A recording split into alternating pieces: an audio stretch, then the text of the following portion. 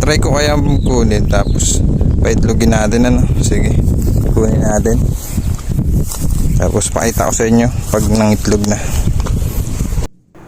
Ayun mga kabiyog, makalipas ang ilang araw ay umitlog na yung ating gagamba na kinuha, yung mukhang imported.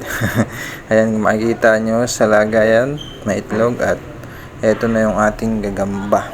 Magugulat kayo sa naging resulta. Napakaganda nung kanyang medyo malaki lang nga lang yung tiyan, pero napaka-solid. Parang lumaki yung galamay niya. O nanibago lang tayo, ayan napaka-balbon pati niya. Tigring abuhin nga pala yan mga kabiyog. Makikita nyo sa video. Tagalog G at yan. Ganyan lang yung kinaya ng kanyang itsura. So siguro medyo diet pa ng kaunti. Pero ang pangit na nito pag pinapayat. Yung korte ng puwet niya sasama na. Hindi naman ganun kahaba yung galamay pero tumaba-taba naman tignan. Kasi lumiit ng kaunti yung kanyang tiyan. Kayo, anong masasabi nyo? Nga pala, shoutout sa lahat ng mga nagtatanong kung ako ba ay nagbebenta ng gagamba. Hindi po ako nagbebenta kasi wala naman akong pambenta na gagamba.